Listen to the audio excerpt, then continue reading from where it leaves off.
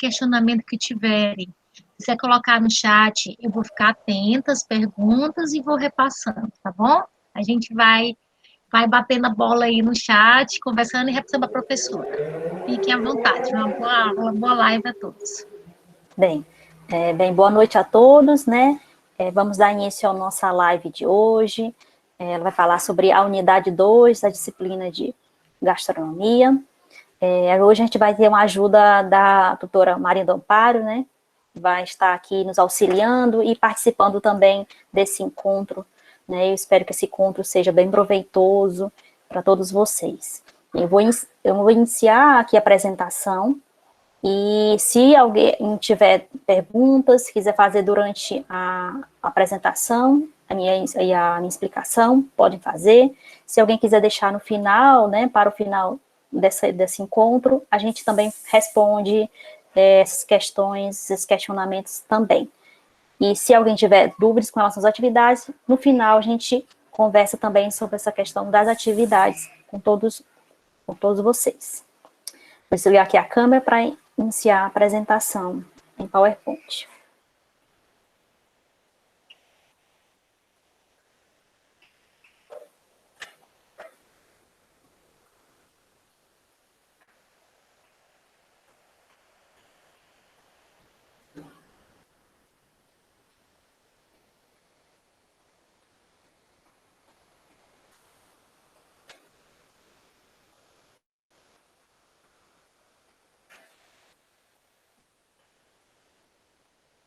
Amparo, aparece a apresentação? Sim, você conseguiu compartilhar. Apresentando já. Certo. Deu certo. Bem, é o seguinte, hoje eu vou apresentar para vocês 4 conteúdos que fazem referência à unidade 2 da disciplina. Eu acabei fazendo um resumo geral sobre os principais pontos que vai tratar de cada conteúdo dessa unidade, e vai abordar a respeito da questão mais técnica também, né? Logo de início, um pouco mais teórico, eu vou falar sobre a questão da globalização e o turismo, né, e qual a relação que a globalização e o turismo têm com o setor de alimentação, né? Qual é essa relação? A gente falou um pouco sobre esse conteúdo na segunda-feira, né, dia 19, e que abordou esse aspecto mais relacionado ao regionalismo também, né, e principalmente a questão dos grupos colonizadores, né, que foram 3 grupos colonizadores, que acabou influenciando na gastronomia brasileira também. E, além dos grupos colonizadores, a gente tem essa questão mais histórica, que é necessário a gente refletir durante esse processo de leitura, né, e de interpretação, e relacionar isso dentro da área do turismo também. Amparo, está aparecendo alguém para entrar na sala? Não tem ninguém solicitando, não. Estou atenta aqui. Qualquer coisa eu aviso obrigada, você. porque aí eu interrompo o compartilhamento porque não dá para visualizar quem pede isso aí, né? Entendi. Tá certo, Quando obrigada. você compartilha, aí você não consegue visualizar quem está pedindo para entrar. Mas eu estou atenta, tá bom? Qualquer coisa, os meninos também que receberem primeiro do que eu, pode falar que dá certo. Tá, tudo bem, obrigada, viu? Bem, a relação da globalização com o turismo, voltando isso para a questão do setor de alimentação, ou A e B, ela é definida por alguns fatores.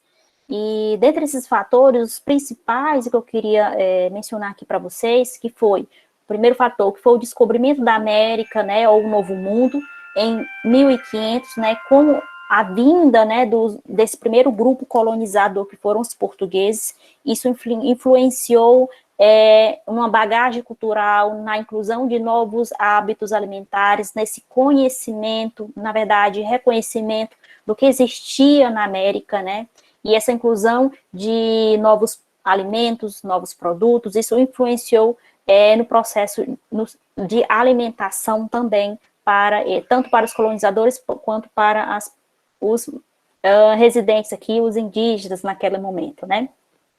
Outro fator que influenciou a globalização também foi a própria Revolução Industrial, entre 1760 a 1840 também, os moldes, né, de inovação tecnológica, o início, o surgimento dos primeiros restaurantes, que eu vou falar um pouco nos próximos slides, né, a questão do êxodo rural também influenciou a saída de pessoas da zona rural e a vinda para as grandes cidades. A questão do tempo de trabalho, do excesso de trabalho, eles ficavam sem tempo para poder retornar em casa e se alimentar, principalmente no horário do almoço, né? E eles só vinham no final da tarde ou início da noite. E com isso surgiram os primeiros restaurantes. Isso tudo influenciou essa nova forma de se pensar no setor de alimentação também. Outro ponto interessante foi a modernização dos métodos de transporte. Isso vocês vão ver um pouco mais detalhado quando vocês tiverem a disciplina de meios de hospedagem. A modernização dos métodos de transporte facilitou essa comunicação e, consequentemente, facilitou o transporte de alimentos de um lugar para o outro. O que iniciava-se com as carruagens, né, e passou para o transporte ferroviário, a vapor, né, os trens, os navios, e consequentemente, né, os meios de transporte, os carros, e aviões, isso já nesse período mais atual, mas isso tudo, essa modernização da forma de se pensar essa locomoção, esse deslocamento, tanto de pessoas quanto de alimentos, consequentemente, influenciou na forma de se pensar no setor de alimentação e bebidas também, porque isso trouxe essa troca, o setor de transporte acabou favorecendo essa troca, né, de alimentos de um lugar para o outro, o que ocasionou a diversificação de culturas nos países, né, em todo o mundo, e, consequentemente, troca de experiências e essa miscigenação cultural. Isso foi devido à questão da modernização dos transportes em todo o mundo. Outro fator interessante que está relacionado à questão da alimentação foi o fim da escravatura no Brasil em 1888, nessa libertação, essa forma de pensar em um grupo que era menos desfavorecido naquele momento, e isso tudo acabou influenciando uma forma de se pensar na alimentação, porque eles, né, aquele grupo que fazia, até então fazia parte do setor de um grupo de colonizador, como eu falei na aula anterior, né, os portugueses, os indígenas e os negros, esses três grupos, eles são a base da gastronomia brasileira, né, todo o aprendizado, técnicas, experiências, a questão cultural e os hábitos, toda essa bagagem cultural que esses três povos colonizadores puderam trazer para esse país, né, que era de fato desse continente, na verdade, esse país, um novo mundo, isso tudo influenciou a forma de se pensar na alimentação. E a própria gastronomia africana, com todo o conhecimento e toda a sua forma de se pensar na alimentação, inclusive a vinda de produtos para o Brasil, isso tudo acabou favorecendo essa forma de se pensar na alimentação que a gente tem hoje. Então, cada prato que se prepara, a gente vai encontrar um pouquinho da cultura indígena, um pouquinho da cultura africana, um pouco da cultura portuguesa também, além das outras, que vieram principalmente no início do século XX. Mas a gente encontra esse aprendizado, né? A forma de fazer aquele determinado prato, isso tudo é influenciado por conta dos povos colonizadores. A chegada dos imigrantes, e aí eu apresento os italianos no início do século XX, então, consequentemente, os japoneses também, e outros, né, mas principalmente os italianos e os japoneses no início do século XX no Brasil, influenciou também essa forma de se pensar na alimentação por conta dessa mescla, né, dessa mistura, de fato, de ingredientes, de sabores, né, a forma de fazer determinados alimentos, essa troca cultural também, essa troca de experiências, isso favoreceu essa bagagem cultural e, consequentemente, a nova forma de se preparar alimentos por conta dessa miscigenação entre os povos. Além desses fatores, o que acabou ocasionando nessa troca de experiência, e isso proporcionou também nessa relação da globalização com o turismo por meio do setor de alimentação, foi também, além da questão da evolução industrial, a própria evolução tecnológica advinda das duas guerras. A gente tem a Primeira Guerra Mundial e a Segunda Guerra Mundial, com essa inovação tecnológica, aí surge geladeira, fogão, micro-ondas, batedeira, e entre outros utensílios domésticos que proporcionou, né, essa forma, a nova forma de se preparar determinados alimentos. Então, essa questão mais tecnológica de utensílios domésticos facilitou a forma de se preparar determinados tipos de alimentos, né? E isso é algo importante que a gente não pode esquecer quando a gente vai falar da questão mais histórica no setor de A e B. Isso acabou proporcionando o processo, na verdade, de globalização no setor. Além disso, proporcionou a facilidade na comunicação, o que despertou curiosidade por novas culturas e, consequentemente, o surgimento de grandes centros urbanos.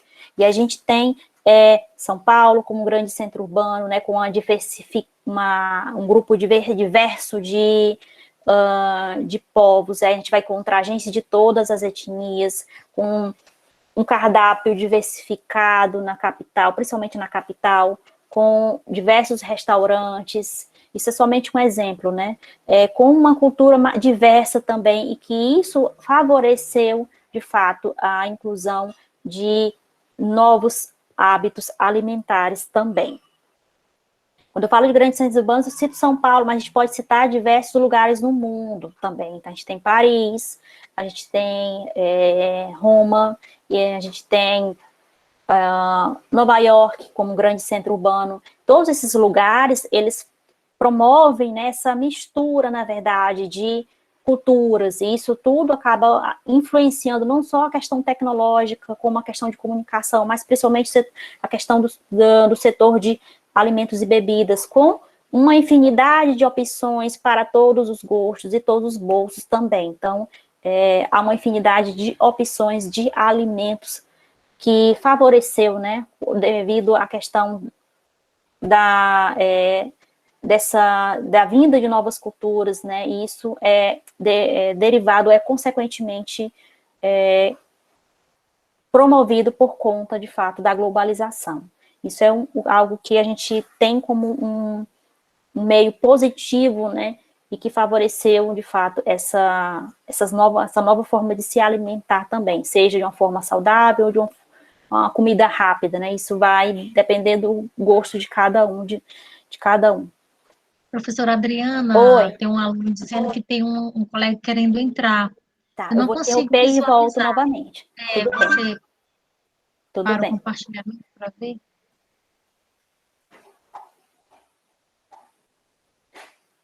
Voltei aqui. Tem sim, tem uma moça. Pois é. Podem ir eu avisando. Acho que ela já podem avisando, porque aí eu retorno a apresentação e a gente volta novamente. Às vezes posso não perceber, mas aí a gente vai todo mundo junto vendo os colegas poder entrar. Certo. Bora lá voltar novamente.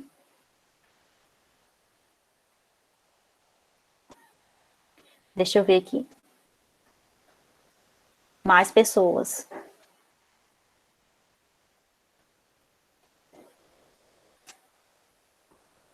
Sim. Vamos voltar aqui à apresentação. Ok. Se eu estiver falando rápido, podem me falar que eu explico um pouco mais devagar. E voltando ao conteúdo, né? Quando a gente fala... Está compartilhando, professora. Já, obrigada. Ok. Quando a gente fala da questão da alimentação, né, desse processo de evolução que trouxe, né, que a alimentação nos proporcionou, né, é engraçado porque a gente vai pensar em alimentos globalizados. E o que de fato são esses alimentos globalizados? Vou apresentar alguns aqui para nós hoje. Os alimentos globalizados, além da questão da produção, né, de ser algo rápido, né, que de uma forma mais direta, A gente pensa em algo que seja feito de uma forma mais rápida, como um hambúrguer, né, por exemplo, que eu apresento aqui, são os alimentos que vieram de outros lugares, né, de outros lugares distantes, como exemplo, o macarrão, que foi trazido da China para a Itália, né, mas que hoje ela é um produto, é um alimento que é conhecido e que é feito de uma forma mais diversa em todo mundo, né? Então, o macarrão, que até certo ponto todo mundo pensa que ele tem uma origem na Itália, na verdade, ele é um produto, um alimento que ele surge, na verdade, na China. Então, é um alimento globalizado porque a gente vai encontrar em todo o mundo, seja de uma forma diversa, com molho, sem molho, seja de qualquer forma a gente vai encontrar esse tipo de alimento. O Valtécio tá falando, colocando aqui no bate-papo, Que tem outra dando pessoa. exemplos dando exemplos de alimentos que têm origem, no caso da batata, por exemplo, está dizendo que é de origem americana, mas todos acham que é inglesa. Cacau do México, anteriormente ele havia falado também na questão das especiarias, que Das segundo ele, especiarias, sim. alguns escravos trouxeram, né? Sim. O dendê, por exemplo, a pimenta malagueta. É um alimento globalizado também. Essas questões, né? Que Sim. está trazendo. Eu vou apresentar alguns, até porque se eu fosse apresentar, seriam vários aqui, né? Então, a gente vai apresentar somente alguns aqui para a gente compreender um pouco e poder trazer isso, né? Para o que a gente conhece, que a gente tem no dia a dia também.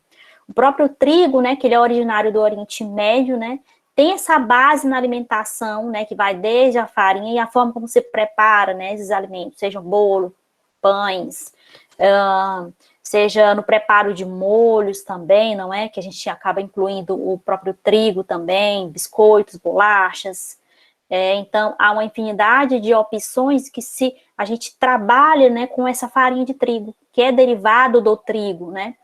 Então, a gente pensa que é algo que é produzido no Brasil, mas é algo que quando a gente vai estudar, a gente vai entender um pouco mais, é um alimento que vem de muito longe, que, de fato, passou por todo um processo evolutivo para a gente chegar ao que a gente tem hoje, né? Claro que o trigo do século XIX não é a mesma farinha de trigo, ou não é o mesmo grão de trigo que a gente encontra hoje, passou por um processo evolutivo, né? Para a gente ter esse alimento que a gente tem hoje, né? E, consequentemente, a farinha, que é industrializada, que a gente compra, né? Para os preparos. O milho,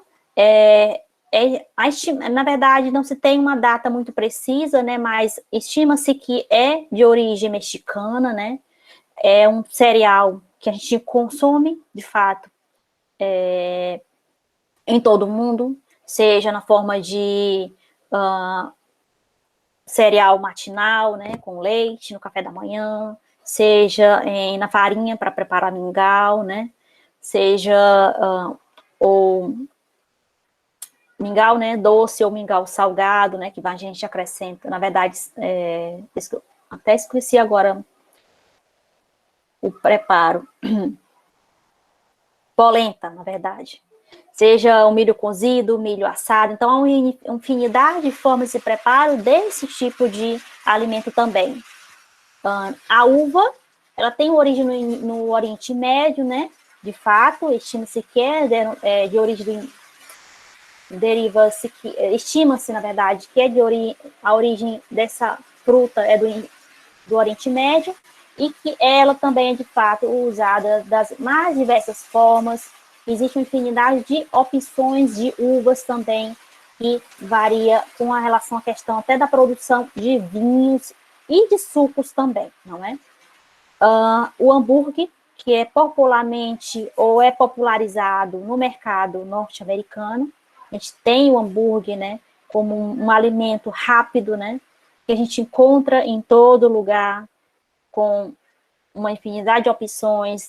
Hoje a gente já encontra o hambúrguer vegano também, né, que não inclui, de fato, não tem na composição a carne, mas é, de fato, um alimento que foi produzido e que que iniciou-se nos Estados Unidos, né? Então, é de fato uma questão mais de alimento que se tornou rápido para o consumo rápido, pessoas que não consomem, não tem como ir na sua casa, então passa aí num local determinado que vende esse tipo de alimento e consome porque é algo mais rápido.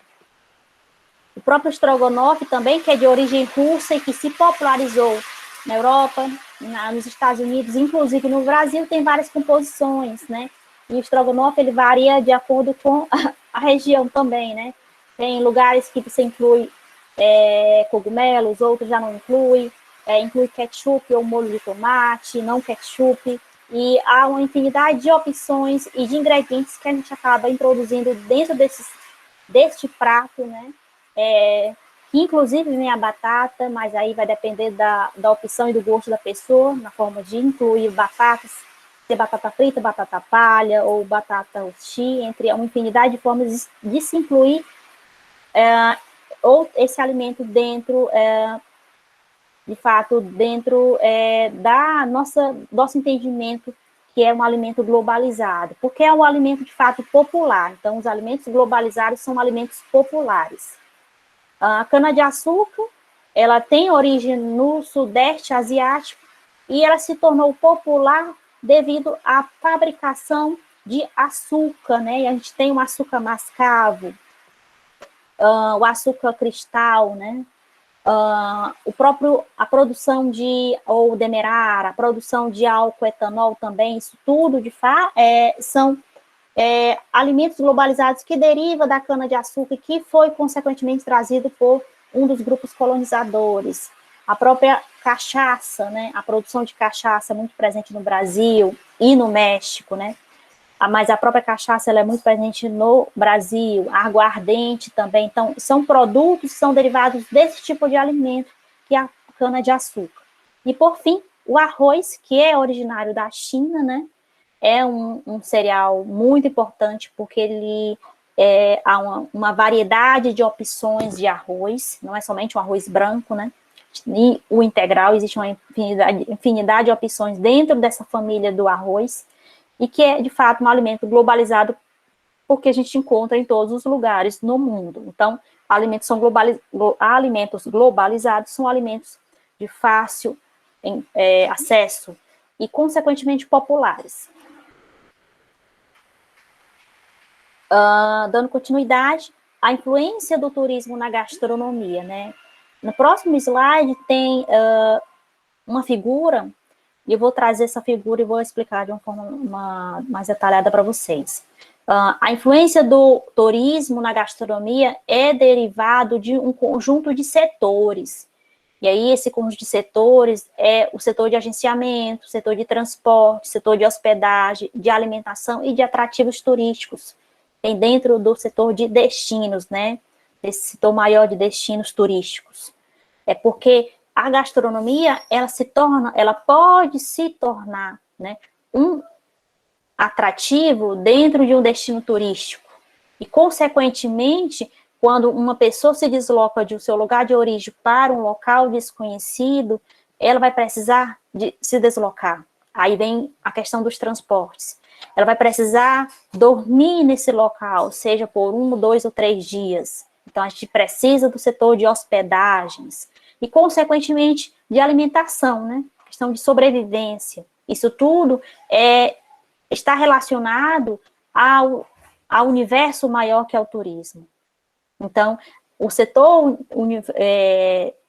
turismo em si, como um universo maior, ele acaba por envolver setores, conjunto de setores, que a gastronomia ela acaba estando associada a esse grupo. Oi. Professora Adriana, os alunos estão falando aqui que tem a professora Clemilda, que quer entrar. Eu vou já interromper novamente. Tá bom? Tudo bem. Vamos lá.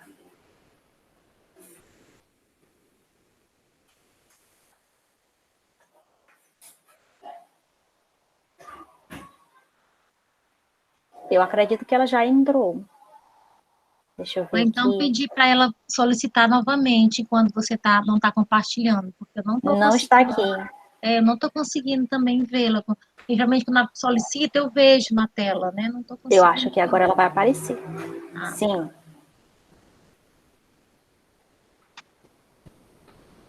Certinho. Já apareceu aqui, pessoal. Vamos voltar aqui à apresentação.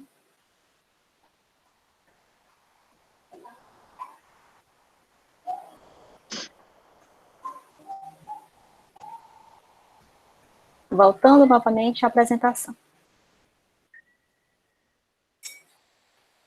Bora lá.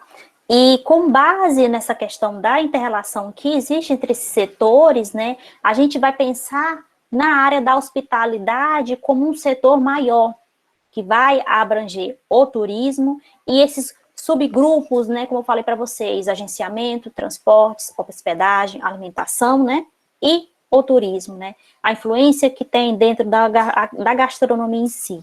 E aí, quando a gente vai falar dessa questão da hospitalidade, é necessário a gente entender o que é, de fato, a hospitalidade. E olha só essa imagem, né, que eu tenho para vocês, para apresentar para vocês. A interação entre os setores da área da hospitalidade. Quando a gente vai falar sobre turismo, sobre gastronomia, que são setores que a gastronomia vem dentro do turismo, né? Um universo maior. Mas aí a gente para pensar que o turismo ele vai envolver um universo ainda maior, que é o setor que é a área, na verdade, da hospitalidade. Esse rosa mais claro, como vocês estão notando, estão visualizando, na verdade, na imagem. A hospitalidade. E o que, de fato, significa a hospitalidade, né? Dentre alguns textos que eu apresentei até no conteúdo da disciplina anterior, sobre teorias do lazer, tem um autor que ele chama Luiz Otávio de Lima Camargo. Não sei se vocês lembram. Em um dos textos que ele publicou recentemente na RB Tour, denominado As Leis da Hospitalidade. E eu lembro, quando eu li esse texto, esse material, ele fala, né, sobre a questão das leis da hospitalidade, o que envolve toda essa questão também um pouco histórica. E ele traz um conceito de uma forma bem simples sobre o que é, de fato, a hospitalidade. A gente precisa entender o que é hospitalidade para a gente poder entender o que é o turismo. E esses subsetores que envolvem o turismo e que é a alimentação, ela está relacionada a isso. Aí ele fala que a hospitalidade, né, de uma forma mais resumida, a noção de hospitalidade ela está diretamente relacionada com o acolhimento ao desconhecido. Eu posso até enviar esse material para vocês depois. A hospitalidade, ela envolve troca. Ela é fruto de uma motivação intrínseca e extrínseca para o gosto de encontrar pessoas. E olha só, o que isso quer dizer, né? É que a hospitalidade, ela nos permite se deslocar para determinados lugares, principalmente lugares distantes, e para isso a gente precisa do setor ou de agenciamento ou de transporte, não é? Para se deslocar. E que a hospitalidade, ela acaba relacionando também ao setor de hotelaria, porque quando a gente chega em determinado lugar, a gente vai precisar dormir nesse local, né? Nessa cidade, seja por um dia, por 2 dias, ou 3 dias, ou 15 dias. E para isso a gente precisa do setor hoteleiro, né? E isso vai ser necessário para a gente. E além da hotelaria, que consequentemente está relacionado também por conta dos restaurantes que a gente vai encontrar, tem o setor de alimentação e bebidas, né? Alimentos e bebidas, ou alimentação, como apresenta aqui na figura, que está relacionado também a um setor de hospitalidade, a essa área maior, né, que é a hospitalidade, né? E que faz parte desse universo turismo, não é? Então, isso tudo está associado porque, como eu falo que há uma relação de troca, né, a hospitalidade, ela nos promove essa relação de troca, né, seja de troca de conhecimentos, troca de culturas, a gente promove também a troca de, digamos, de sabores, né, porque eu vou estar naquele local, eu vou consumir determinados tipos de alimentos, de pratos, seja típicos ou não daquele local. Isso tudo permite é essa troca de conhecimentos. Então, é impressionante como a hospitalidade, né, ela nos permite esse acolhimento com o desconhecido, ela nos permite conhecer outros lugares, ela nos permite conhecer pessoas, ela nos permite essa troca cultural, que, consequentemente, pode estar associado ao setor de gastronomia também. Então, essa interação que os setores de hotelaria, de transporte, de agenciamento e de alimentação promoverá nesse destino turístico pode estar relacionado a um determinado tipo de atrativo turístico, que vai envolver, né, esse universo turismo, né, que é um universo maior. Então, a hospitalidade, ela nos permite isso. E, consequentemente, ela está associada ao setor de alimentação também. Vocês conseguiram compreender? Qualquer coisa, quando a gente retornar à imagem anterior, né, da apresentação, que aparece todo mundo, a gente conversa um pouco mais sobre essa figura. Bora lá. Interações entre os setores, né, que eu falei anteriormente, hotelaria, agenciamento, meio de hospedagem, né, que eu falei sobre hotelaria, deixa eu ver o que mais, gastronomia, transportes, com o turismo gastronômico. O que acontece? Quando as pessoas se deslocam de um determinado lugar de origem para o outro, né, o desconhecido, o que acontece? Elas vão consumir, elas vão dormir nesse local, né, como eu falei anteriormente. E o que acontece? Quando elas consumem, quando elas permanecem nesse local por determinado período de tempo, elas vão deixar divisas, elas vão deixar dinheiro nesse local. E essa possibilidade de permanecer no local por determinado tempo permite a gente imaginar que essa receita que fica no local, ela possibilita as pessoas, seja turistas ou habitantes locais, aqui no caso os residentes, a utilizar determinados tipos de serviços. Professora. Oi. Rogério. Sim. Você pode me dar um minutinho? Pode falar. Ah, tá. Obrigado. Boa noite a todos, professor Amparo, os demais professores, colegas. Tudo bem? Eu vou abrir a câmera aqui um pouquinho para só fazer um negócio. Eu posso voltar a imagem ou você quer que eu interrompa o compartilhamento? Não precisa nenhum nem outro. Eu vou só fazer um resgate do que você estava falando, para não atrapalhar a apresentação. Não, tudo bem. Essa relação do turismo com a gastronomia, com a hospitalidade, ela está inteiramente ligada. Sim. Eu moro numa cidade, né, Pedro II, em que ela tem alguns apelidos. Engraçado. Um dos apelidos dela é de ser a Suíça do Piauí, por causa da condição climática, essa coisa toda. Né? Mas um outro apelido interessante que ela recebe é de ser uma cidade hospitaleira de um povo acolhedor. Mas por que isso? Alguns detalhes que o povo dessa cidade aqui eles têm é que eles são muito realmente acolhedores quanto a essa questão da hospitalidade. Embora você não se hospede profissionalmente, mas só em você chegar na casa de alguém, aqui em Pedro II, a maioria das pessoas tem essa característica de já te convidar para entrar, oferecer um cafezinho frito, se você demorar mais tempo, ela vai te convidar para comer uma galinha no almoço e por aí vai. Mas o que eu quero dizer dessa ligação do turismo com a gastronomia, né? Quanto a essa questão da hospitalidade. Eu, enquanto viajante, turista, quando eu vou organizar minha viagem, se é uma viagem autoguiada, se eu vou por conta própria, um dos primeiros pontos que eu vou pesquisar vai ser o que é que se come naquele lugar que eu pretendo ir. Né? O que é que se oferece de prato típico lá, como é a característica da comida típica ou não a comida que tem lá. Né? Sim.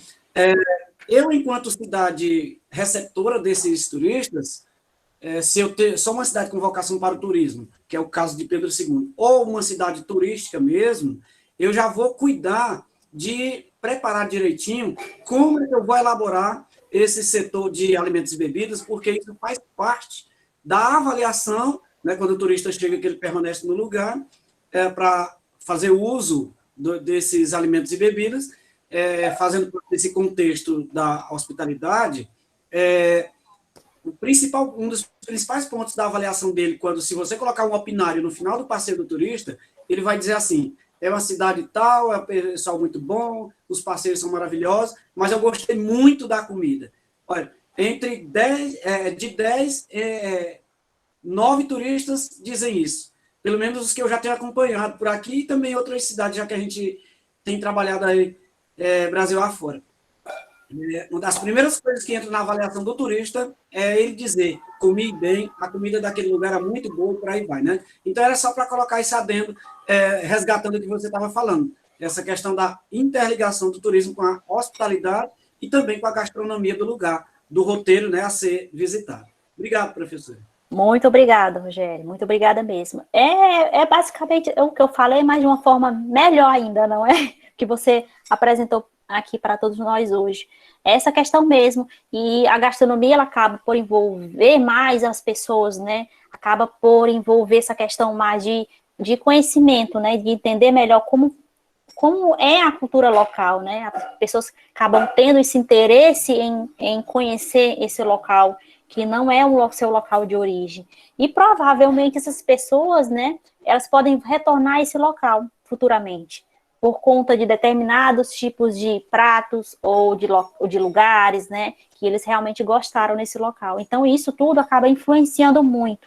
A gastronomia, ela influencia muito a esse retorno, né, dos turistas a esses locais, né, que eles, esses locais de visita, de fato. Como eu estava falando, essa interação entre esses setores, né, que eu apresentei na figura anterior com o turismo, principalmente a questão do turismo gastronômico, está relacionada a essa questão. Quando um turista, ele de fato, ele deixa divisas, né, nessa localidade, consequentemente, poderá haver, né, a inclusão de novas possibilidades de serviço, né, surgimento de novos serviços, e a gente tem os restaurantes, por exemplo. A esses locais, eles deverão incrementar, na verdade, nos tipos de serviço, poderão trazer novidades nesse setor de alimentos e bebidas, tanto para os turistas, quanto para os residentes. A gente vai falar de turismo, a gente precisa refletir que o turismo ele precisa ser bom para o turista, mas principalmente para quem reside no local. Não é somente para o turista que a gente tem que trabalhar.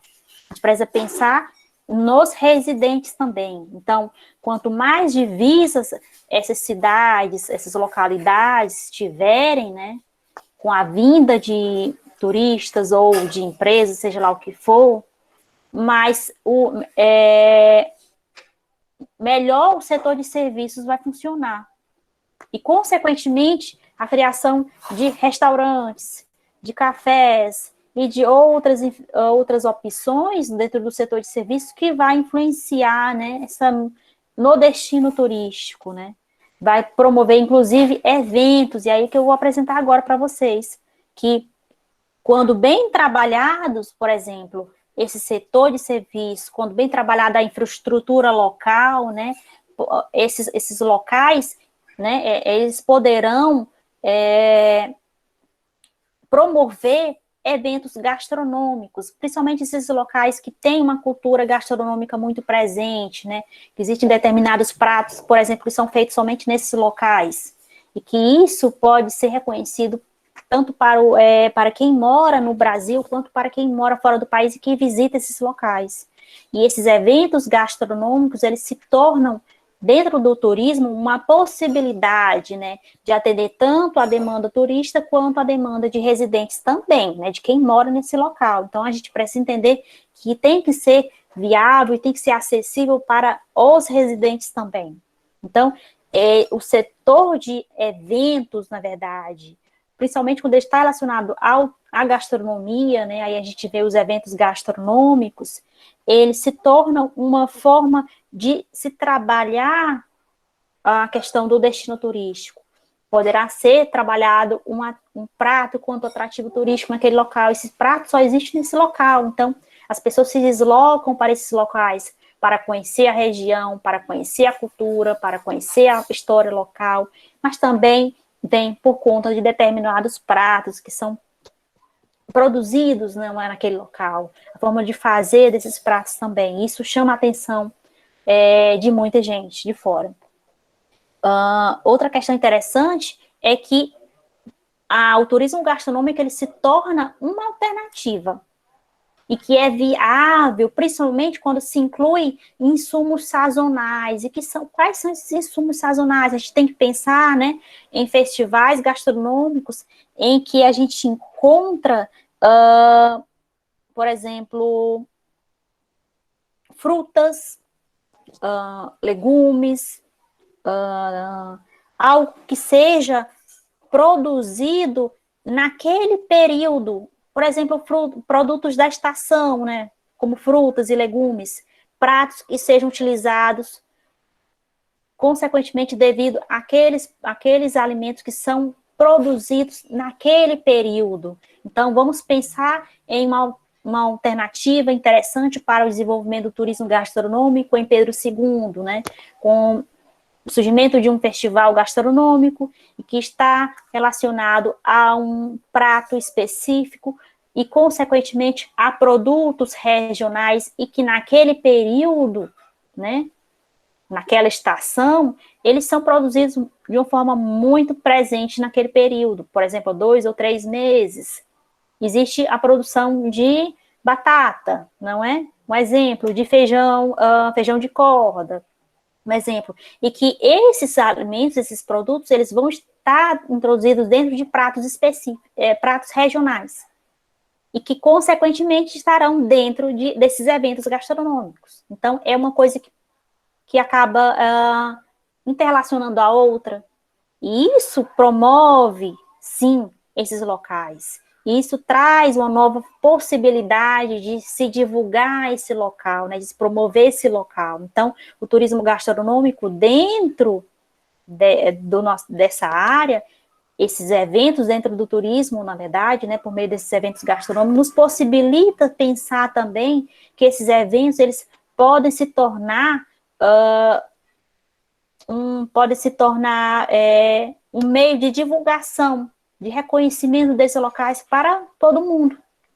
E que, consequentemente, eles devem estar associados, gente, ao calendário municipal, quando a gente tem esses calendários de festivais, né, anuais. A gente tem calendário municipal, regional, estadual, mas principalmente municipal.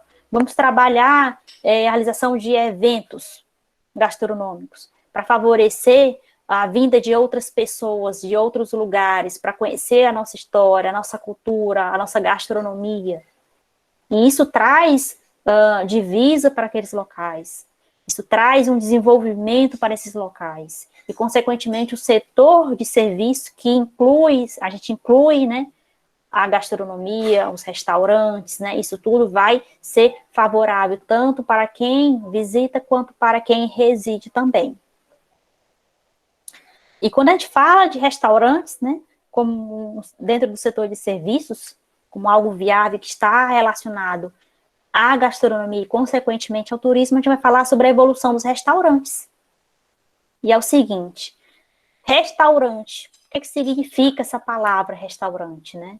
Incluir no material que a palavra restaurante, ela é derivada, ou ela corresponde ao sentido, né, de restauração, de você restaurar suas forças, não é? E do ponto de vista histórico, né, e de evolução dos restaurantes, por conta das mudanças econômicas, né, que aí eu falei a questão da evolução industrial, isso tudo surgiu naquele período.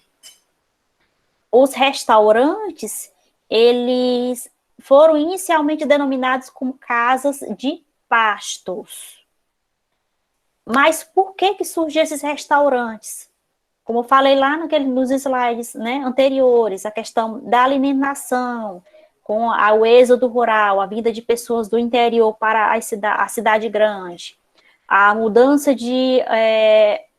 a nova forma de se viver na cidade grande, o tempo de trabalho, né, o excesso de trabalho também, isso tudo influenciou na alimentação das pessoas naquela época.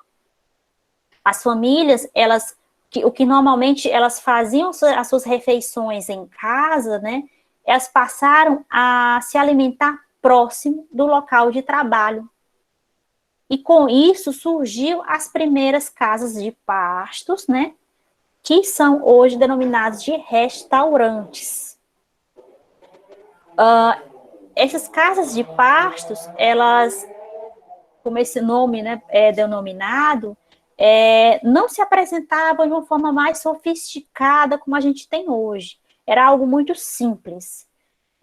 Mas no decorrer desse processo evolutivo, e inclusive essa questão do surgimento dos utensílios domésticos, isso tudo favoreceu a esse surgimento, né, na verdade, desse estabelecimento de refeição, que é os restaurantes, né, o restaurante. E aí a palavra restaurante, ela vem do francês e que faz uma analogia ao primeiro estabelecimento aberto em Paris em 1767. O primeiro restaurante surgiu na França. E o que é, de fato, um restaurante, né? O que a gente encontra hoje por ser um restaurante? É um estabelecimento, gente, comercial, destinado à preparação e à venda de alimentos. Inclusive bebidas também, né? Mas principalmente preparação e venda de alimentos. Algo bem simples para vocês. Com relação à questão da evolução dos restaurantes, a gente tende a entender que essa necessidade fisiológica, né, que os restaurantes, eles puderam promover ao longo de todo esse processo histórico, ele mudou, de fato, a forma de se pensar nesses locais, né, se tornou algo, algo mais requintado, sofisticado, né, e que também apresenta uma boa alimentação, com uma infinidade de opções para os clientes. As casas de pasto, como eu falei anteriormente, ela era algo muito simples. Não existia esse requinte, essa sofisticação. Se passou a pensar nessa questão do luxo e de status na época, depois do surgimento do primeiro restaurante em Paris, que aí começou a se trabalhar a questão do serviço, né, da forma de se apresentar os pratos e, consequentemente, de servir aquele comensal, né, o cliente. Durante esse processo evolutivo dos hábitos sociais, né, que levou, de fato, a essa necessidade de criação desses restaurantes, essa necessidade, ela permitiu atender a públicos diversos. E a gente vem a pensar desde um público mais simples a um público com um poder aquisitivo maior. Então, a gente vê que esses grupos, os restaurantes, eles atendem a todos os grupos. E o que a gente encontra hoje, né? Atualmente a gente encontra espaços, e a gente vê desde de um restaurante sofisticado até um pequeno café, e que a gente pode associar, né, que a gente pensa hoje dentro da gastronomia, em esses estabelecimentos, a gente tem restaurantes ou pequenos cafés, e que a gente associa a gastronomia ao próprio ambiente de trabalho. A gente passou a entender melhor que esse espaço não é somente viável ao setor de A e B, né, a consumir determinados tipos de alimentos e bebidas. Há um momento também de lazer, e que a gente pode envolver reuniões de trabalho, que a gente pode marcar determinada reunião de trabalho em um restaurante.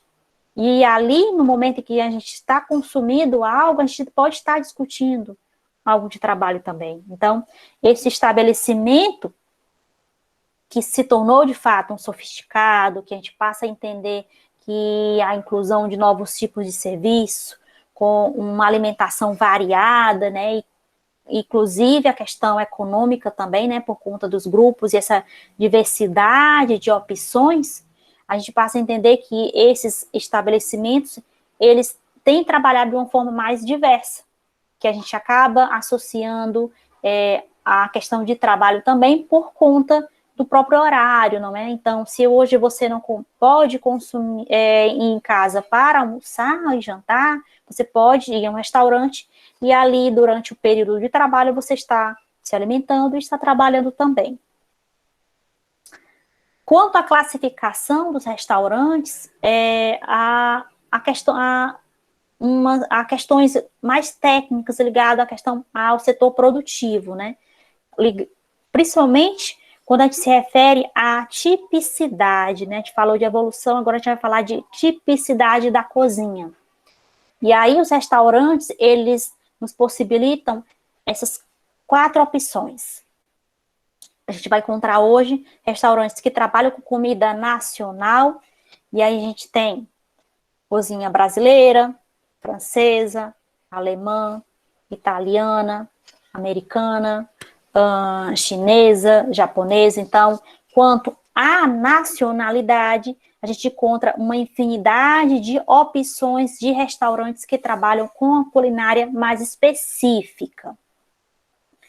Quanto à questão internacional, né, a tipicidade da cozinha internacional, a gente também pode encontrar restaurantes que trabalham com a cozinha que tem a opção pratos clássicos nacionais. Quando eu falo nacional, dentro de uma tipicidade internacional, é um restaurante que trabalha com a cozinha francesa, com o serviço à francesa. Eles oferecem pratos clássicos mesmo, aqueles mais tradicionais da culinária francesa, por exemplo. Quanto à tipicidade regional, a gente também pode encontrar restaurantes que têm esse viés regional, né, que vai trabalhar a comida mineira, comida baiana, comida gaúcha, comida piauiense. Então, são restaurantes que têm esse foco no regionalismo, né, que traz os alimentos regionais para a produção de pratos também. E que vendem esses tipos de pratos. E que tem também um público específico para isso.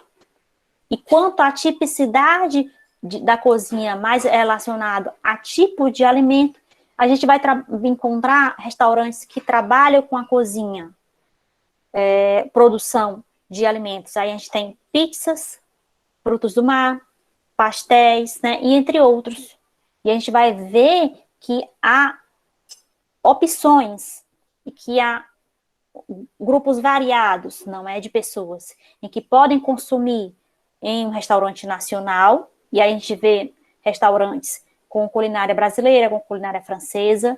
Internacional, a gente vai pensar em um restaurante fora do país, por exemplo, que vai trabalhar os pratos clássicos, os tradicionais, com o serviço, de fato, não é?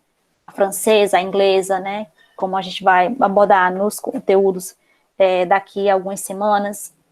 Um restaurante mais regional, que vai trabalhar uma comida que tenha esses alimentos regionais, e a gente tem uma infinidade de opções também, além dos pratos, ou dos restaurantes que trabalham com pratos mais específicos. No caso de pizzas, pode ser um restaurante que trabalha somente com frutos do mar. Então, há uma opção, há uma infinidade de opções dentro da classificação dos restaurantes, que varia de acordo com o local, que varia de acordo com a questão econômica, que vai variar também de acordo com os grupos de pessoas também. Então, isso acaba envolvendo uma infinidade de opções e de técnicas também, tanto de serviço quanto de preparo. E aí, o que acontece? Quanto ao tipo de serviço, dentro da classificação, você pode encontrar também o tipo de serviço tradicional e o self-service, que é o autosserviço, dentro daquela tipicidade da cozinha. O tradicional a gente vai encontrar geralmente em restaurantes clássicos, restaurantes de fato que já têm um nome no mercado, que já trabalham há anos, que possuem cozinheiros renomados, principalmente os restaurantes internacionais, vão trabalhar de uma forma mais tradicional. Self-service, de fato, é aquele momento que a gente vai utilizar de um serviço e que você se serve, né? é algo mais simples também. Quanto ao tamanho dos restaurantes, a gente vai encontrar restaurantes de grande, de médio e de pequeno porte. Isso a gente vai trabalhar daqui a pouco em alguns slides. Questão da brigada de cozinha.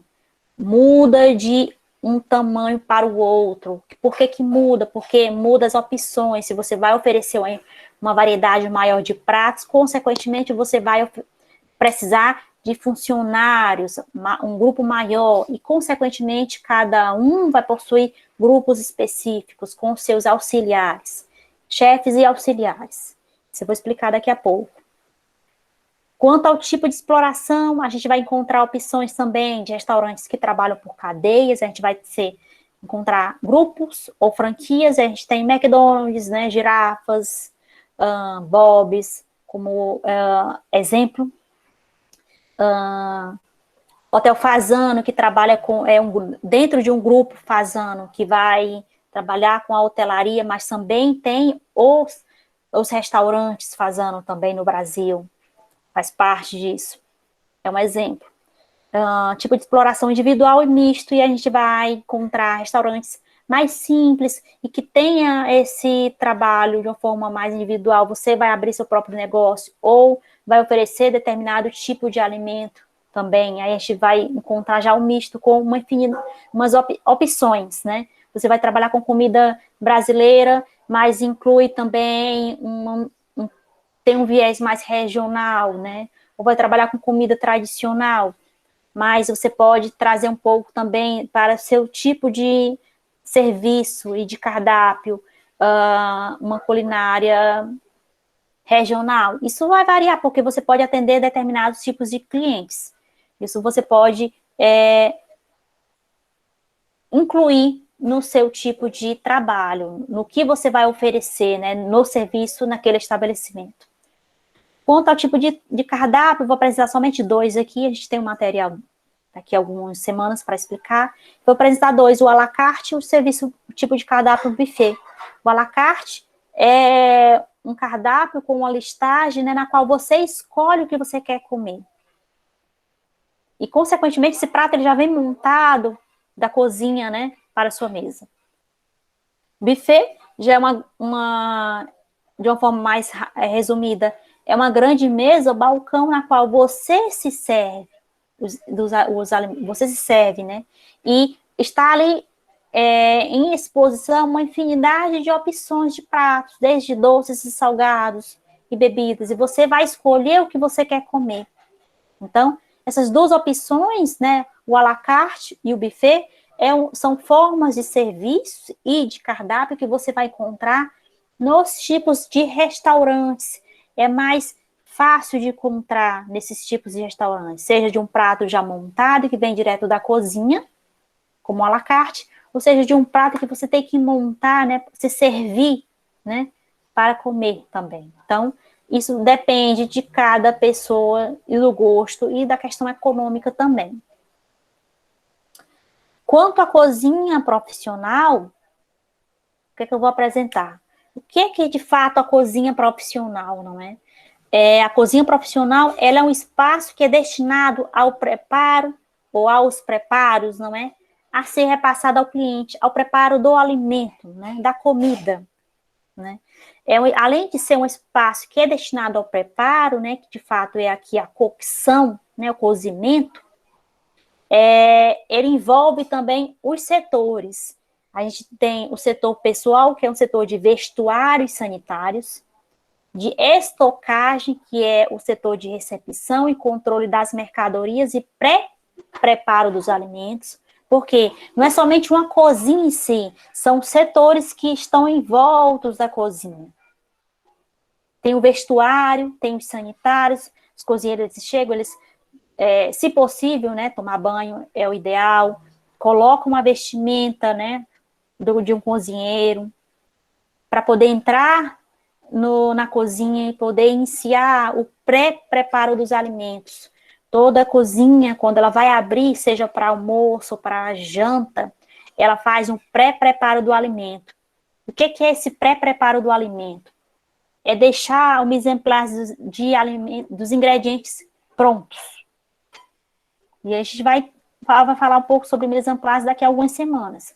Mas o mise en place que eu estou falando é o cozimento do macarrão, é o preparo do molho de tomate, é o arroz já cozido, é a batata cortada, é os legumes já cortados e fatiados, é o corte da carne, seja carne vermelha ou carne branca, já pronta. Porque esse pré-preparo do alimento, que é feito 3 ou 2 horas antes, é essencial para você abrir a cozinha e, consequentemente, o restaurante. Ninguém vai cortar uma carne, sendo que o prato tem que estar pronto daqui a 15 minutos. E tem que ser feito esse pré-preparo antes, né? Iniciar o pré-preparo antes desses alimentos. Para quando a cozinha abrir e o restaurante, está quase tudo pronto para finalizar o prato e entregar para o cliente. Além desse setor, tem o setor de lavagem, né, que é limpeza e higienização das louças e utensílios, e o lixo, que é um local, né, específico para seleção e disposição dos resíduos, né? Seleção me refiro a recicláveis, porque a gente precisa pensar também em separar, né, não é? Os plásticos, as embalagens, vidro também. E o que não vai ser utilizado são os resíduos, os restos dos alimentos que não é consumido. Quanto à brigada de uma cozinha profissional, essa brigada, gente, nada mais é do que grupos, pequenos grupos, em que cada grupo tem um chefe, uma pessoa que está ali para assumir, de fato, aquela brigada, aquele grupo, né, responsável pelo preparo, né, por exemplo, daquele prato, e que, de fato, são esses grupos desses profissionais, eles eles vão ser administrados ou vão ser comandados por um chefe, de fato, um cozinheiro. E a gente fala de chefe de cozinha. Esse chefe de cozinha é um cozinheiro, assim como os outros, mas que ele vai ser responsável por toda a brigada. E aí eu falo a brigada de sala e a brigada de cozinha. E dentro da brigada da cozinha existem esses grupos que eu vou apresentar nos próximos slides. Que são grupos, com cada um com um chefe e seus auxiliares, e que eles comandam esses pequenos grupos, mas que, de fato, tem um profissional que vai comandar esse grupo maior, que, no caso da imagem, vai comandar essa cozinha como um todo. Quando a gente vai falar de brigada da cozinha profissional, a gente precisa lembrar que é necessário pensar na limpeza e no planejamento. Por quê? Quando a gente imagina uma cozinha, a gente precisa pensar que é necessário manter ela limpa e ela em ordem também. Durante todo o trabalho na cozinha. É o antes, o durante, na verdade, o depois. Quando você fecha um restaurante, você deixa o restaurante limpo, organizado. Quando você abre esse restaurante, você tem que limpar novamente. E aí a gente faz o pré-preparo dos alimentos, abre a cozinha, consequentemente o restaurante, atende os clientes, limpa o restaurante e fecha o restaurante. No dia seguinte, a mesma coisa. Então, a limpeza ela é necessária durante todo o processo. Durante toda a rotina de trabalho. O antes, o durante e o depois. Além da limpeza, é importante o planejamento. Cada profissional deve compreender desde a programação de um cardápio, a definição de cargos, atividades, organização de limpeza, manutenção e abastecimento. Isso quem faz é o chefe de cozinha, essa pessoa, esse profissional que vai administrar esse restaurante. Professora Adriana, tem uma outra pessoa querendo entrar. Certo. Vou interromper aqui e voltar.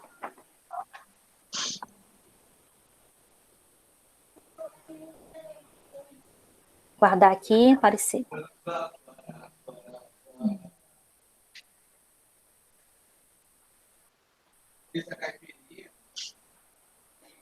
Estou esperando ele solicitar.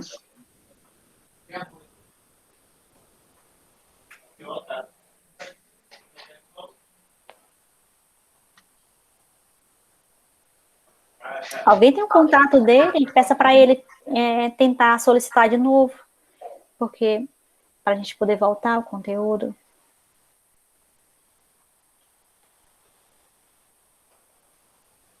Certo. Vamos aguardar um minutinho.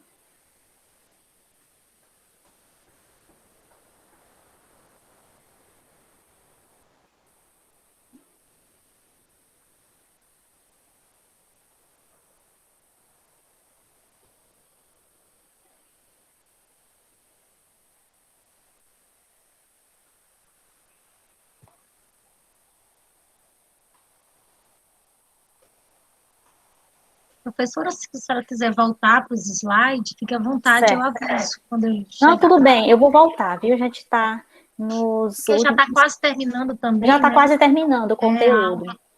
Tudo bem. Qualquer coisa, ele assiste a aula gravada, não tem problema não. Vamos lá, né? Está nesse conteúdo. Está no Aqui. 17, se não me engano. Tá perto, gente. 18. Bem, 18. Quando esse profissional, esse chefe de cozinha, ele assume, na verdade, esse comando de um restaurante, ele precisa... Será que apareceu agora ele? Deixa eu ver aqui, rapidinho, gente. Ele não tem gelo no geladeira. Apareceu agora. Alguma coisa? Já aceitei. Agora vamos voltar, gente.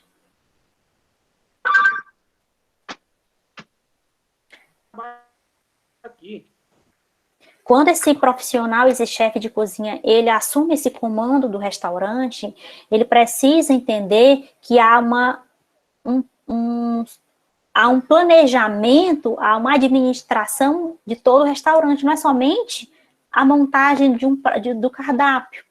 Ele precisa administrar esse restaurante, não é? Então, e quando se administra o restaurante, ele vai definir os cargos para esse restaurante. Se é um restaurante de grande porte, vai precisar de mais profissionais. Se é um restaurante de médio porte também, com quantidade específica. E de pequeno porte também. Desde as áreas, das áreas específicas que vêm com esses profissionais, que eu vou apresentar no próximo slide, com os seus auxiliares ou ajudantes, né? Ele precisa compreender a programação também do cardápio, como ele vai oferecer os pratos, o que ele vai oferecer de serviço, qual é o cardápio, se esse cardápio muda de forma semanal ou muda de forma mensal ou anual, o que ele vai servir, né? Como vai ser a organização da limpeza, quem vai fazer a limpeza durante a semana. A questão de manutenção também, desde a luz, a água, né? Até um produto de limpeza, a questão do abastecimento da comida. Então, tudo isso é um planejamento que o chefe de cozinha, ele vai precisar durante todo o seu trabalho. Inclusive, gente, as fichas técnicas que eu passei com uma das atividades, é ele que organiza. Ficha técnica é um documento em que a gente tem as informações básicas de cada receita e o preparo com a imagem.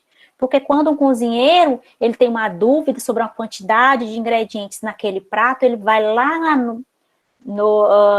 por exemplo, no arquivo, na sala, né, por exemplo, do chefe de cozinha, no arquivo, ele retira a ficha técnica, ele vai olhar e saber a quantidade de ingredientes que falta, de fato. E aí ele retorna para a cozinha novamente. Então, as fichas técnicas é um documento essencial também, e que faz parte do dia a dia e da rotina de trabalho dos profissionais da cozinha.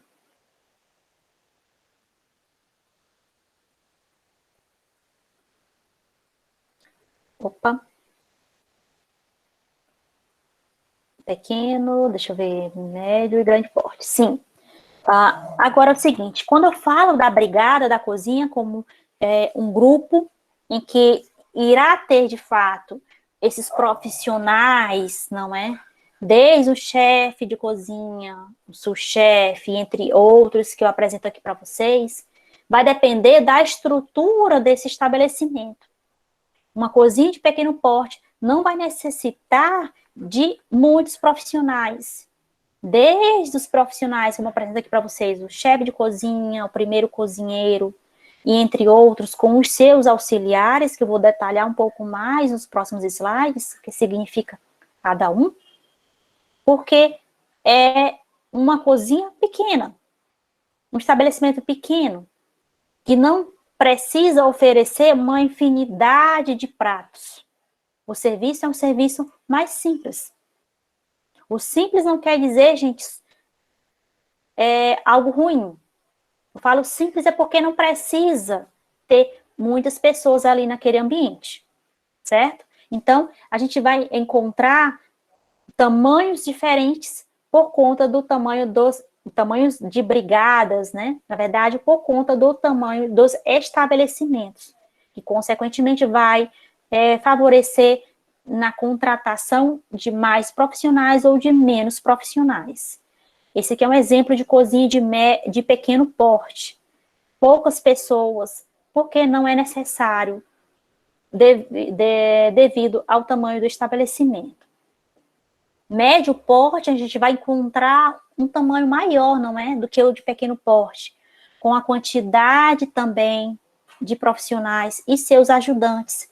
Cada um vai, e observe que até na imagem anterior, que esses profissionais, seja o chefe de cozinha, o sous-chefe, o primeiro cozinheiro, ou o próprio aboyé, eles vão estar ali no topo, né, no início desse próprio diagrama aqui, porque eles fornecem a base para o chefe de cozinha, eles são a base ali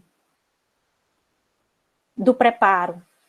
Claro que a gente vai encontrar o entremetier, o saucier, o rôtissier, entre esses outros profissionais que fazem cada um o seu serviço, desde o corte de legumes, desde um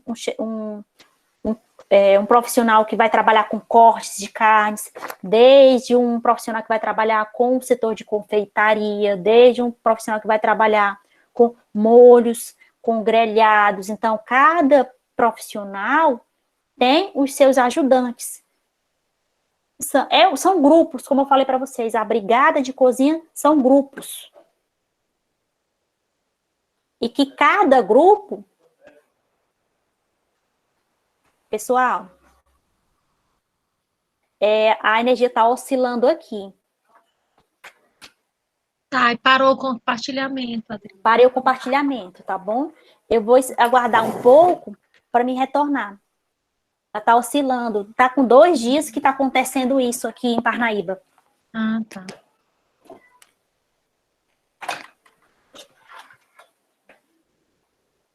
Eu estou com um pouco de medo, porque é cedo e está acontecendo isso.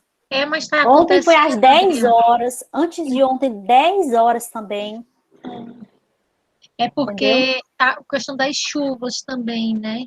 Está ocorrendo chuvas em várias Sim. cidades também, né? Isso faz com que a transmissão da internet também fique ruim. Eu vou voltar para a apresentação, está gravando ainda, né?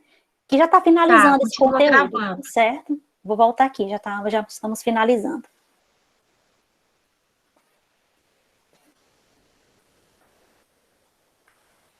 Bora lá. Vamos finalizar. E quando a gente fala dessa questão da cozinha, né, seja de pequeno, de médio, de grande porte, é essa questão da quantidade mesmo, de pessoas que estão ali trabalhando. Então, cada conjunto que eu apresento aqui nesse diagrama são conjuntos de profissionais e que vão ter, de fato, um chefe para controlar as atividades, né, o preparo, na verdade, daqueles alimentos, e que, de fato, a gente vai precisar de um comando geral, que ele vai estar ali, tanto o chefe quanto o sous-chefe, ou o primeiro cozinheiro, ele vai estar ali apoiando todos esses setores, todos esses grupos, na verdade, de profissionais. Eles vão estar ali auxiliando nesse processo de preparo dos alimentos. Isso acontece da mesma forma na cozinha de grande porte. Ela não muda muito com relação ao tamanho da estrutura da cozinha de médio porte. Não há uma mudança muito grande. A gente vai encontrar praticamente os mesmos profissionais, né, dentro dessa brigada de cozinha com os seus auxiliares. E o que acontece? De uma forma mais resumida, já próximo de finalizar esse conteúdo, o que a gente encontra dentro da brigada da cozinha? O que de fato são esses profissionais, esses chefes, na verdade, né? Além do chefe de cozinha. Porque eles administram esses espaços. A gente vai encontrar dentro da brigada de cozinha a equipe de sala e a equipe de cozinha. A equipe de sala, a gente vai encontrar o maître, o sommelier, o chefe de filat, o garçom, o commis e o aprendiz. O maître, ele é responsável por supervisionar, controlar, participar da elaboração de cardápios, recepcionar os clientes e auxilia o garçom na execução do serviço. Ele vai estar ali se movimentando, né, na sala, que é do restaurante, onde estão as mesas, e ao mesmo tempo ele entra no espaço da cozinha para tirar dúvidas com os cozinheiros, né, sobre algum ingrediente no prato. Então, ele nos possibilita esse contato entre cliente e os profissionais da brigada da cozinha. O sommelier é um profissional que vai orientar, né, dentro do restaurante, a compra, o estoque de bebidas, e aí a gente pode trazer um exemplo, os vinhos. Ele conhece, né, os cuidados e a forma adequada de armazenamento e estocagem dessas bebidas, assim como a rotatividade também. Ele sugere bebidas, ele sugere vinhos aos clientes. E ele faz esse processo de harmonização de comida e de bebida. Então, ele é um profissional que está ali para auxiliar nesse processo, né, de orientação dentro de um restaurante.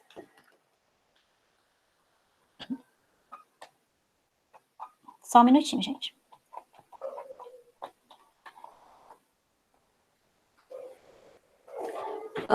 O próximo profissional que eu vou apresentar para vocês é o chefe de filat.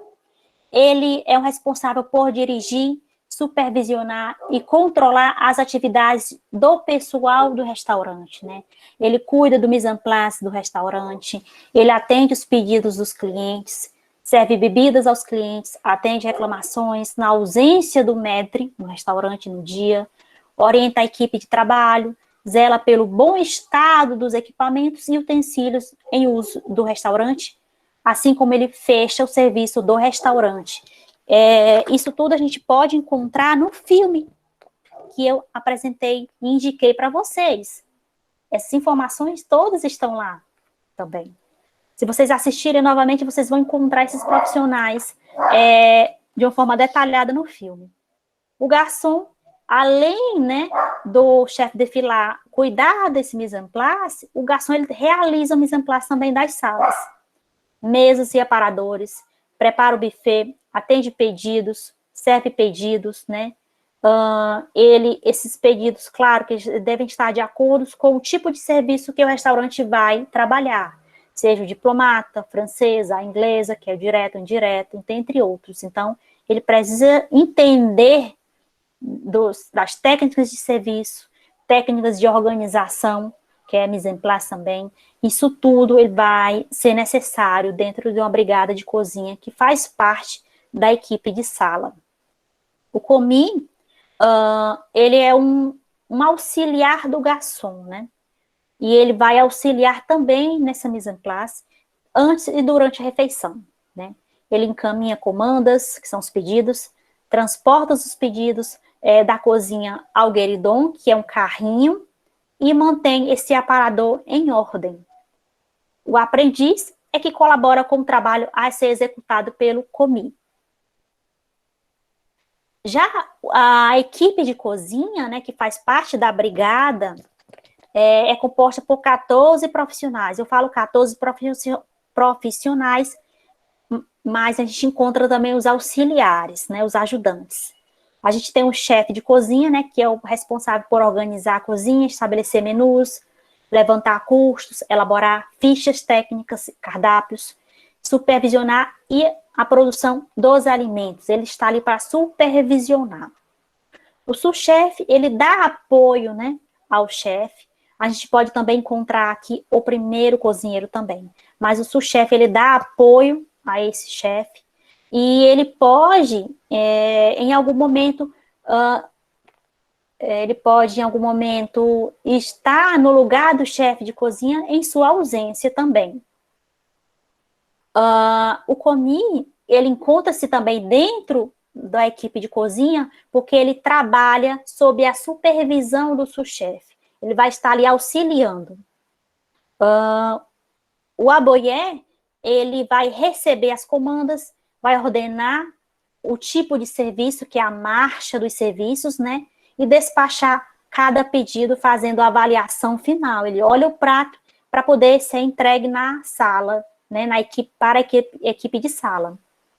O saucier, ele vai exercer os trabalhos mais delicados, que é a preparação de molhos, carnes ensopadas, braseados e pequenas guarnições de acompanhamento. Ele vai ter auxiliares também para isso. O garde-manger, ele vai controlar a temperatura de câmaras frias, limpeza de despensa, ele porciona os pescados, carnes e aves, entre outros, né, as atividades aqui, porque ele precisa, principalmente os grandes restaurantes, eles possuem câmaras frias, e esses restaurantes, eles precisam desse profissional para controlar e supervisionar, né, essas atividades dentro dessa cozinha, seja ela de grande porte ou de médio porte. O entremetier, ou entremetier, na verdade, entremetier, ele é responsável por preparar sopas, pratos com ovos, à base de ovos e legumes frescos e secos, né? Além disso, ele prepara quiches e soufflés, como exemplo. Inclusive, esse profissional tem seus auxiliares. O rôtissier, ele é responsável por estar supervisionando os preparos de alimentos, mais precisamente assados, no forno e grelhados também. Inclusive, tem os seus auxiliares.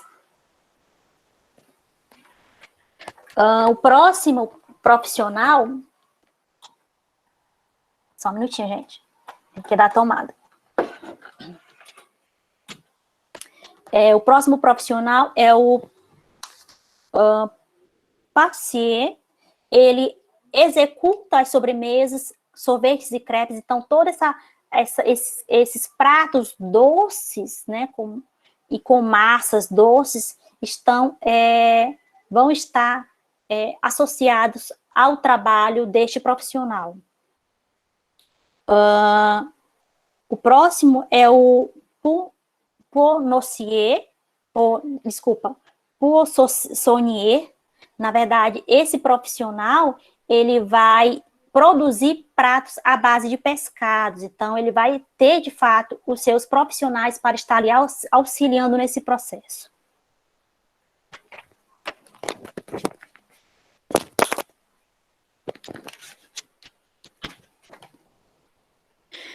Gente, só finalizando aqui, já está baixando a energia aqui de novo, a luz. Imagina. Mas ele continua compartilhando ainda, a gente está vendo. A gente está finalizando. Tá. Deixa eu ver aqui, o próximo é o boucher. Ele cuida do açougue das carnes, ele limpa, né, e posiciona as carnes e aves. Ele está responsável por esse processo de limpar, cortar essas carnes e aves, que vai ser repassada para os junto com os seus ajudantes, né, para o profissional que vai assar esse pescado, ou essa ave, ou essa carne, né? Então, são etapas, processos que dentro dessa brigada da cozinha vai ser necessário até chegar o preparo desse prato e o prato final. O tornar é geralmente quando é um profissional que ele substitui o chefe de praça quando é um dia de folga. Eu falo chefe de praça porque são todos esses profissionais aqui.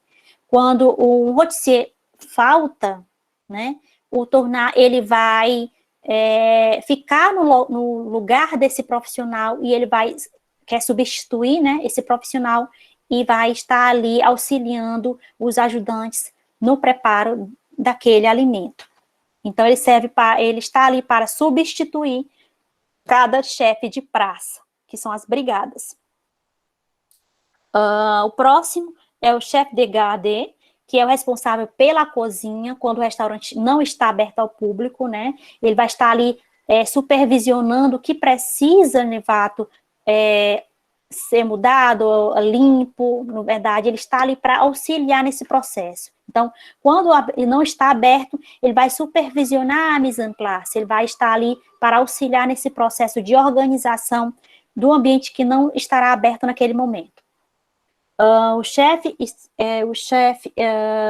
steward, ele é o responsável por manter limpo todo o ambiente, incluindo os materiais de cozinha, né? Pias, bancadas e todos os equipamentos e câmaras frias, né? Então, ele está responsável por esse setor.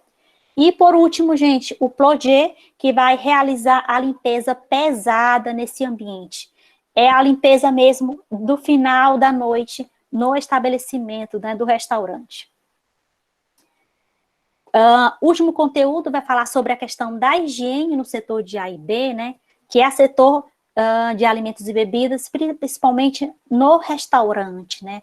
A gente sabe que essa boa apresentação é um fator decisivo e necessário para um restaurante ser bem avaliado, né? E a questão da higiene do profissional, o cuidado com o uniforme, a questão da conservação, a higiene pessoal e a conservação do espaço, a higiene vai estar associado consequentemente, à classificação desses bons restaurantes. Como todos nós sabemos, esses profissionais, eles devem exercer o seu trabalho seguindo normas. E a gente entende que tomar banho diário, manter os cabelos limpos e protegidos dentro desse espaço da cozinha, né? Cortar as unhas, aparar a barba, não usar esmalte, as meninas, prender o cabelo, não usar maquiagem, usar o uniforme completo e limpo, por isso que ele tem que ser branco, né, porque a gente consegue visualizar se há sujeira ou não, lavar as mãos, cuidado no momento de tossir, tocar no cabelo, tocar no rosto, se fizer isso vai ter que voltar para o banheiro limpar, né, lavar as mãos, então cuidado quando houver isso. Não é permitido, de fato, o uso de maquiagem nesse ambiente, porque é um ambiente muito quente e fechado, por isso não há necessidade. E, consequentemente, colares, brincos, relógios, anéis, isso não é permitido também dentro desse espaço da cozinha. Além dessas recomendações, né, como falei, é preciso evitar falar, cantar, assobiar, tossir, espirrar perto desses alimentos. E entre essas outras opções que eu falei para vocês, né, tocar no corpo, experimentar os alimentos com a mão, isso não pode acontecer de forma alguma. E, além disso, manipular o dinheiro também. E para isso vai existir um outro profissional que vai estar ali acompanhando isso, essa questão do pagamento. Então, cada setor dentro da cozinha com os seus profissionais e cada um fazendo o seu trabalho direitinho. E para concluir, gente, todo profissional da cozinha, ele deve saber, né, e ter em mente que o seu trabalho, que envolve a elaboração de alimentos e de pratos, né, tem que passar por um cuidado, uma reflexão acerca da questão da higiene, e que isso deve ser um hábito constante. Esse, gente, é o conteúdo que eu apresentei hoje para vocês. Deixa eu ver se chegou aqui a energia para a gente só finalizar com algumas considerações.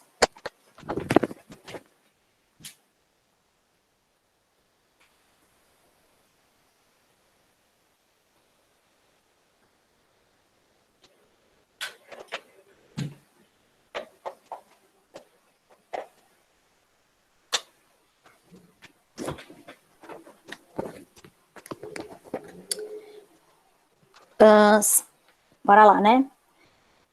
Gente, tem alguma dúvida com relação ao conteúdo? Para a gente já finalizar, que eu acho que isso vai... Olha, tá escuro por conta que a luz está bem fraquinha aqui. Eita. Eu tenho uma luz próxima de mim, uma luz extra, mas ela tá bem fraquinha mesmo. Tá, o Jardielson diz que tá tudo ok. Tudo ok, né? Gente, eu tentei Aí a explicar Francisca de Adriana uma disse também forma que não, tá ótimo. mais detalhada possível para vocês, porque é algo que vocês vão precisar ler, né, reler, e esse material, essa gravação, ela vai ser útil para vocês olharem novamente, caso tenha dúvidas com relação a isso. Deixa eu ver Rogério aqui. também disse que tá tudo bem, Tá tudo bem, ótima né? aula, mais didática não existe. Eu agradeço, gente, todo mundo aqui. Deixa eu ver se tem alguma pergunta. Tem alguma pergunta, Amparo? Eu não estou encontrando. Acho que Não né? tem nenhuma pergunta. Tem várias participações de um dos alunos especificamente, mas ele contribuindo o tempo todo, que é o Valtécio, falando, quando tu fala da questão da higiene, dos acessórios, que não pode usar nada de anéis, nada de brincos. É verdade, a gente sabe, né? Que a gente não pode, quando for cozinhar, não pode ficar com o anel, não pode, o esmalte, prender o cabelo, unha grande, nem pensar. Então, quando a gente vai trabalhar nesses locais, né, nesses estabelecimentos, que precisa, de fato, ter esse contato com o alimento, a gente sabe que não pode haver determinados... não pode haver enfeites, né? A gente não pode estar maquiada, no caso das mulheres. Os homens também, barba cortada, questão de unhas e tudo mais. Então, são detalhes que fazem diferença na boa classificação de um bom restaurante, porque a gente sabe que envolve saúde, não é?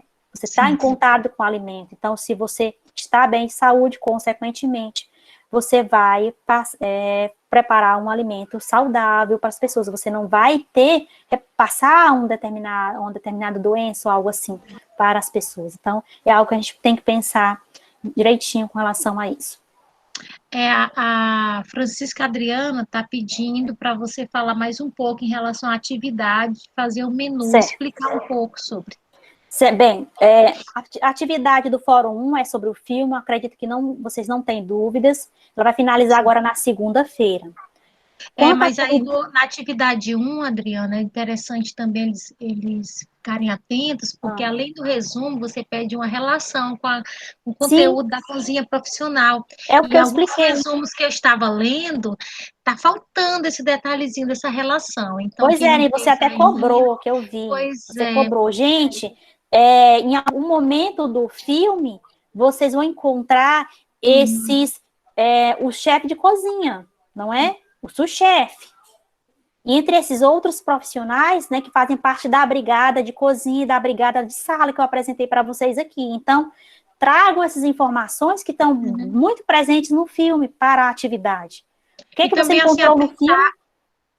Atentar, né, Adriana, para aquilo que é pedido no fórum, na atividade. Sim. Eles sabem. Eles engraçado que eles sabem, né? É só atentar qual é o contexto que está sendo pedido, né? Sim. Lá e pronto, e colocar. Porque é o conteúdo que vocês têm, que eu apresentei hoje, e é o que tem no filme. Em que momento aquele ratinho ele fala, não é? Então, tentar descrever isso naquele resumo do filme.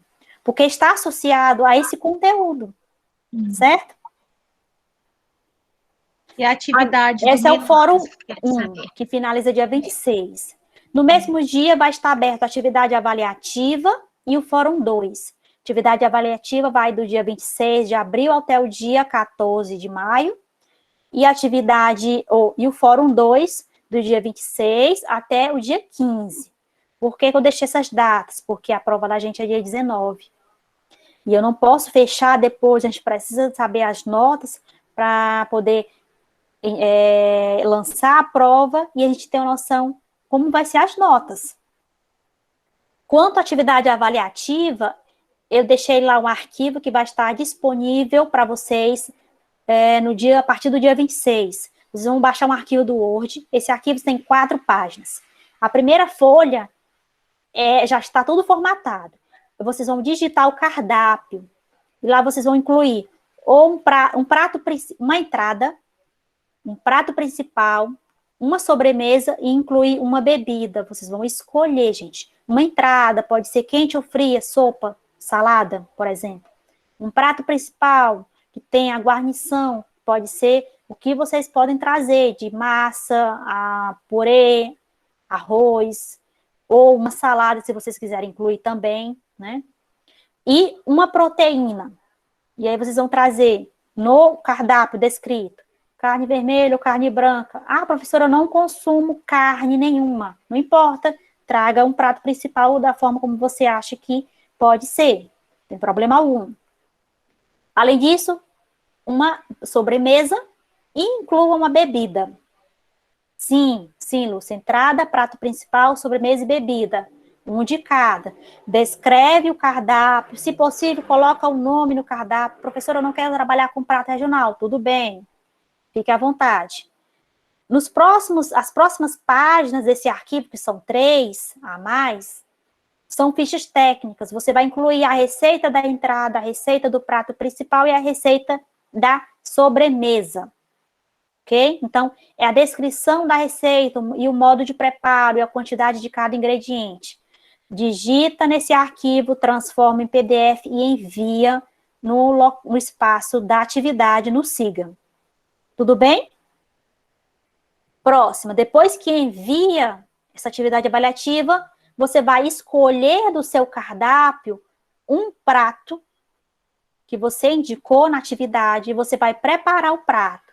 Como eu falei na atividade, na segunda-feira, quando eu expliquei, pensem direito no prato que vocês vão incluir na atividade, porque eu quero ele na foto da atividade, do Fórum 2. Professora, eu vou fazer uma salada para a entrada. Faça, tudo bem. Inclua uma bebida. Pode ser bebida, pode ser um suco, ok? Fiquem à vontade. Descreva nessa atividade do Fórum 2, olha, já está baixando de novo, vou já finalizar. Ou uma entrada, ou um prato principal, ou uma sobremesa, mas inclua a bebida, gente. Inclua uma bebida. Porque até a sobremesa, ela pode estar sendo feita a harmonização também, ok? Então, vocês vão incluir um só, ou uma entrada, ou um prato principal, ou uma sobremesa, escolham e incluam a bebida. Gente, você prepara a mise en place de base simples, até lá eu explico como é a atividade, essa mise en place, já escureceu aqui. Pronto. Vocês vão explicar eu vou explicar na aula do dia 14, eu vou trazer umas imagens diferentes do material que eu fiz para vocês.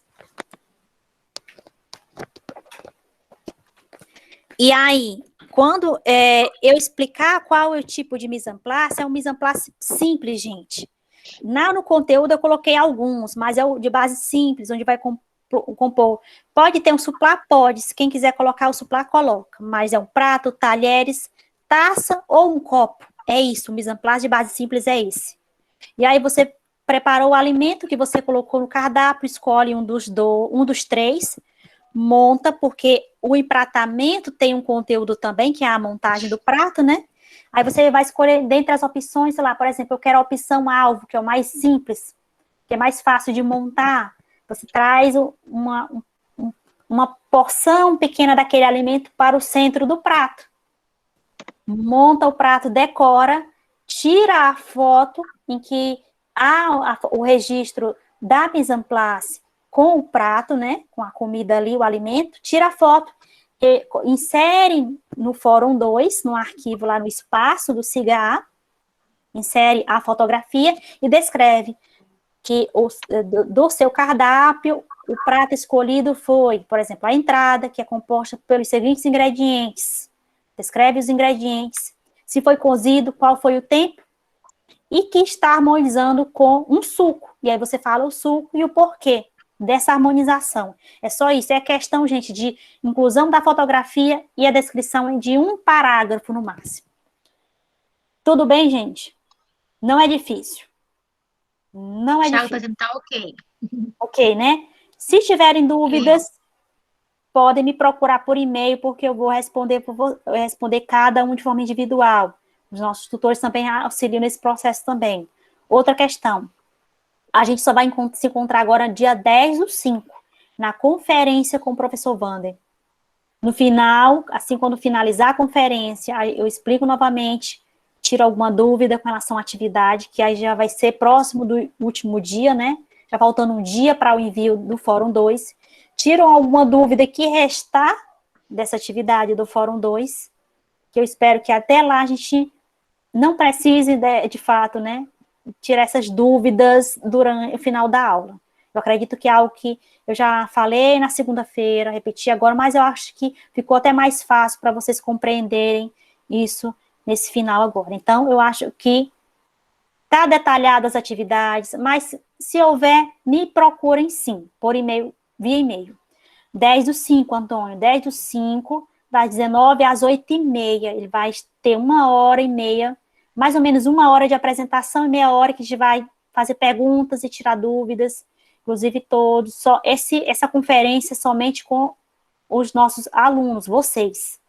E os tutores, que todos estão convidados a participar dessa conferência. Vai ser uma conferência que vai estar gravada também. Era para ter acontecido hoje, mas por conta dele estar em recuperação por conta da Covid, a gente trocou e alterou a agenda para o dia 10. Então, dia 10 é a conferência com o professor Wander, e dia 14, a explicação da última unidade da disciplina, que é a unidade 3. E aí a gente finaliza tudo. Tá certo? Tudo bem, pessoal?